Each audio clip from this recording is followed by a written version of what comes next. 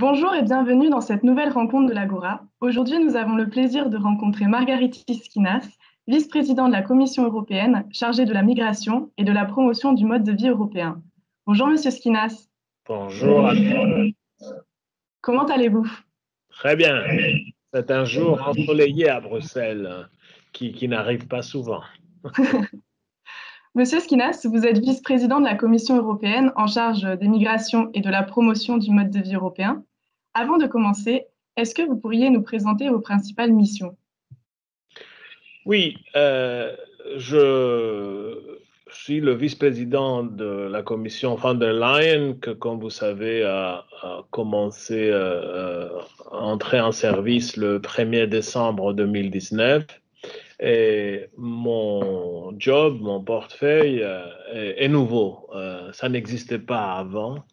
Et c'est une innovation qui reflète un peu ce que Emmanuel Macron a dit dans son fameux discours de Sorbonne, euh, où il a parlé d'une Europe qui protège, d'une Europe qui ouvre des opportunités et des chemins. La vice-présidence pour la promotion du mode de vie européen, c'est un effort de conjuguer, assembler des politiques qui touchent l'Europe qui protège, comme l'immigration, la santé publique, la sécurité, et des politiques d'une Europe de mobilité, des opportunités comme l'éducation, la jeunesse, Erasmus, sport, culture. Euh, et mettre tout ça sous le même toit, c'était une innovation parce que ça reflète un peu ce que l'Europe représente aujourd'hui. Euh, c'est un continent qui protège, mais c'est aussi un continent, un marché énorme qui permet la mobilité, les échanges et fait surgir cette identité, j'ose pas dire une identité commune, mais un dénominateur culturel commun qui nous unit tous en Europe. Euh, une union dans la diversité parce que nous ne sommes pas tous les mêmes. Il n'y a pas un homo europeus, mais nous avons plusieurs éléments de référence communs qui nous font européennes et qui sont reconnus partout dans le monde. Monsieur Schinas, vous êtes le premier vice-président de la Commission européenne à être grec. Qu'est-ce que cela représente pour vous? C'est un grand honneur parce que la Grèce fête aujourd'hui les 40 ans de son entrée à l'Union européenne et c'est un grand honneur effectivement d'être le premier commissaire grec d'occuper une vice-présidence de la Commission. À mon avis, ça reflète un peu deux choses. Tout d'abord, un parcours individuel très européen. Moi, je suivi le chemin de l'Europe depuis ma jeunesse. Quand j'avais 17 ans, j'ai vu le pays entrer dans l'Union européenne et j'étais convaincu que c'est un peu un appel générationnel. Comme vous le savez, la Grèce, c'est un pays qui a beaucoup souffert. Les 10 derniers ans, on a passé trois crises très importantes successivement. Tout d'abord, la crise économique et financière de 2010, puis l'explosion de flux migratoires 2015-2016 et maintenant la pandémie. Et bien que ces crises étaient très dures, très profondes, très intenses, et ils ont secoué le pays, à la fois ont aussi servi aux Grecs et au système politique grec de réaliser que notre meilleur bouclier est le fait que les Grecs ont tenu et ils ont pu surmonter ces trois crises avec l'aide de l'Europe et avec une conviction, un engagement européen a été reconnu. Et la France était un des pays alliés dans tout ce parcours. Alors, j'aime aussi dire que ma vice-présidence reflète aussi le retour de la Grèce ou la résilience, c'est le mot correct, la résilience de la Grèce au sein de la famille européenne. Vous avez également évoqué un dénominateur culturel commun aux Européens, un peu plus haut dans l'interview. Comment est-ce que vous le définiriez, ce dénominateur commun?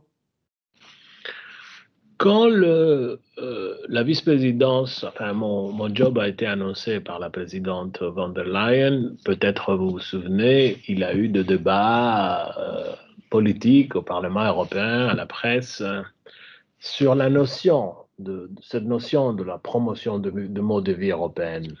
Mais à l'époque, il y avait des gens qui disaient que le mode de vie européen, c'est une espèce de bulldozer qui va écraser tous ceux qui ne sont pas comme nous. Je n'ai jamais compris cette approche parce que ma compréhension était tout à fait différente. Moi, je ne vois pas le mode de vie européen comme un bulldozer, je le vois comme un miroir qui reflète tous les atouts et les avantages que l'Europe apporte aujourd'hui. Vous êtes également chargé de la coordination du nouveau pacte sur la migration et l'asile, dévoilé le 23 septembre dernier par la Commission européenne. Ce pacte prévoit la mise en place d'un nouveau mécanisme de solidarité.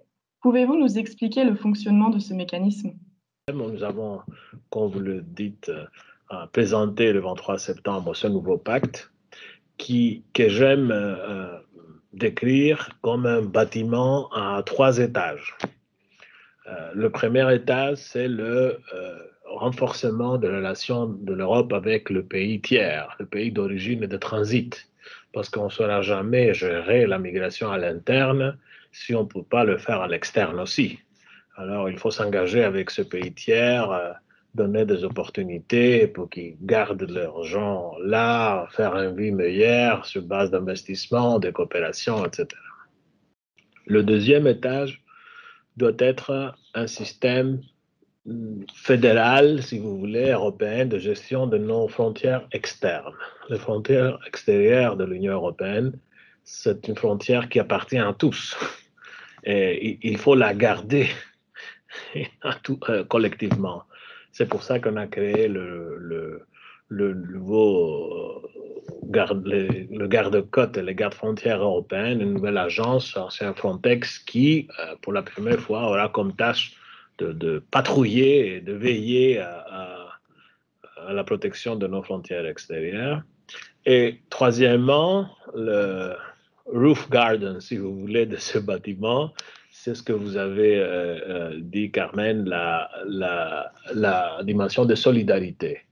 Parce que ce n'est pas juste que 4-5 États membres de la première ligne, de la première réception, assument au nom de tous un poids disproportionné, puisque nous sommes une union. Dans une union, tout le monde doit assumer sur une base d'égalité les problèmes et pas le déléguer ou les sous-contracter au pays que par leur situation géographique se voient obligés d'assumer cette tâche. Alors, dans nos propositions, nous proposons effectivement un système de partage de fardeau, de cette responsabilité. C'est assez simple. Le pays de la première réception qui active le bouton de solidarité, qui pousse, qui disent moi maintenant je veux la solidarité européenne, doivent être en mesure de l'obtenir, de trouver ce qu'il leur faut, de la localisation, de l'argent, de garde-côtes, de bateaux, de véhicules.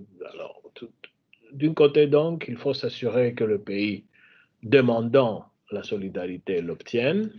Et deuxièmement, il faut aussi s'assurer que les pays, les États donneurs de solidarité puissent avoir un éventail de différentes formes de solidarité à activer. Nous pensons que entre ces deux priorités, on va trouver le bon moyen, le point d'accord, Ce n'était pas le cas il y a 5 ans, parce qu'il y avait l'explosion de flux migratoires à cause de la guerre en Syrie. À l'époque, on recevait 10 000 personnes chaque jour à la frontière externe de l'Union. Maintenant, nous recevons environ 125 000. Alors, il y a une réduction impressionnante de flux migratoires, mais comme le disait aussi Juncker, il faut fixer le toit maintenant que la pluie s'est arrêtée. C'est une opportunité pour trouver cet accord maintenant que le flux migratoire nous permette de travailler. Voilà où nous en sommes en migration. Nous aimerions à présent aborder certains thèmes d'actualité avec vous. La Commission a proposé la mise en place d'un certificat vert numérique afin de faciliter la reprise de la libre circulation au sein de l'Union européenne.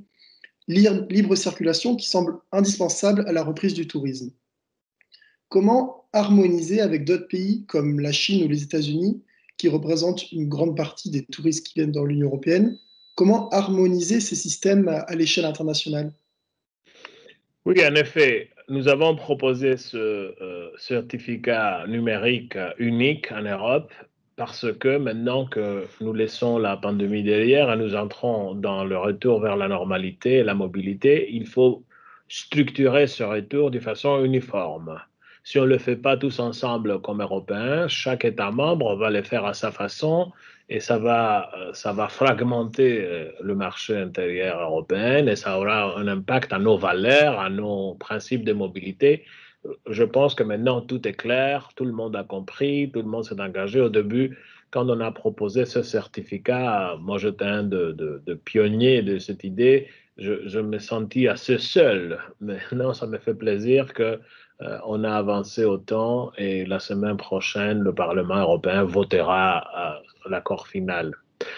Pour le pays tiers, nous avons prévu dans le certificat numérique la possibilité pour le citoyen de ce pays tiers qui veut voyager en Europe de réclamer le certificat européen.